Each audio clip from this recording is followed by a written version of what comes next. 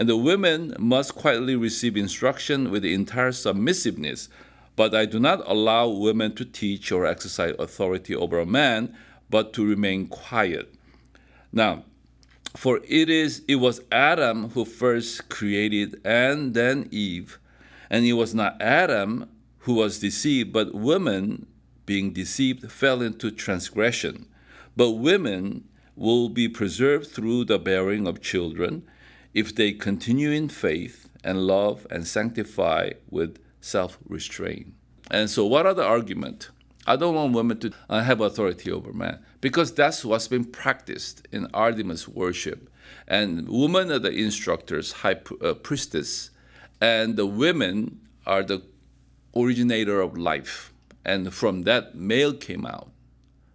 So that's the worship. And you got to think about this. This is a very patriarchal society, except religion. Okay? And so this is only where women can excel and have some kind of voice.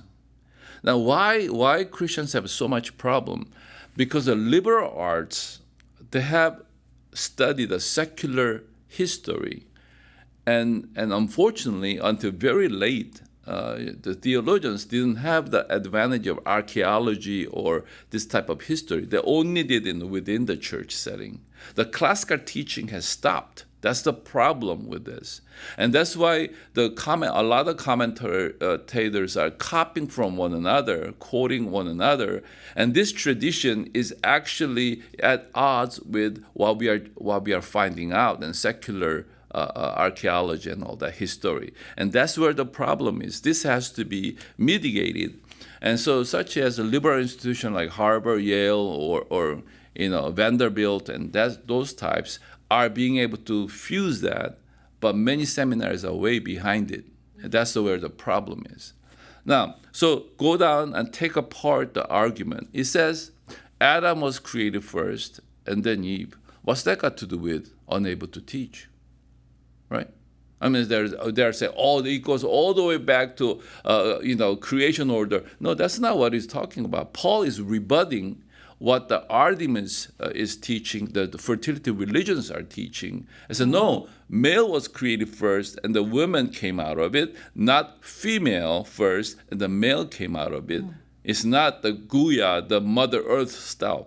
It's God the Creator who has created all that. So he's refuting that, and that's a false teaching. And then, second of all, the women was deceived and all that kind of things. What is it talking about? The woman is inferior in intellect?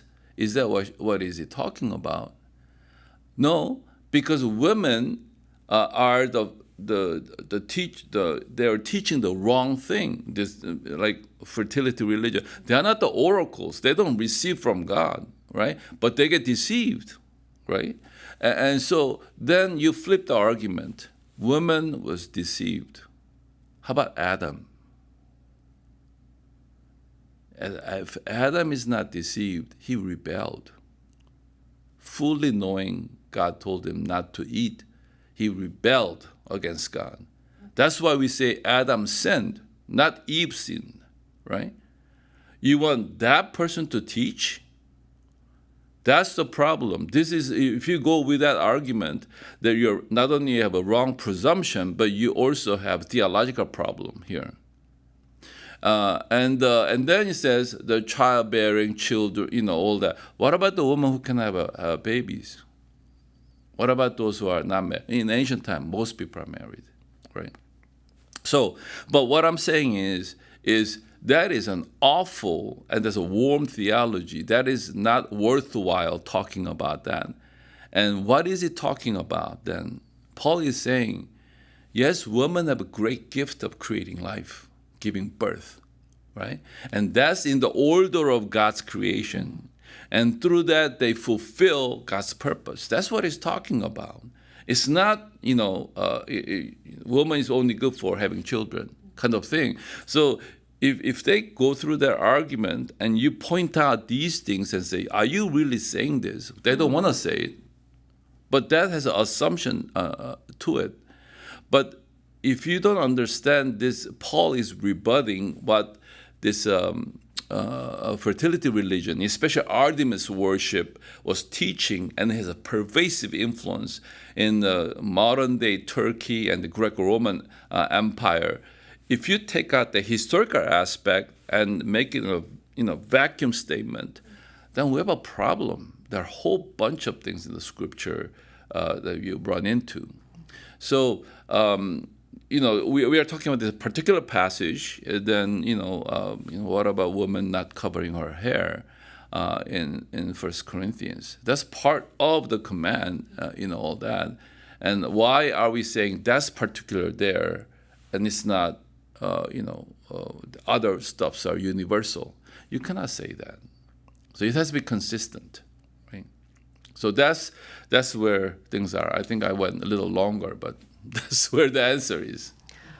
Yeah, well, that is such a common question that many have. So we thank you so much for your sharing your knowledge.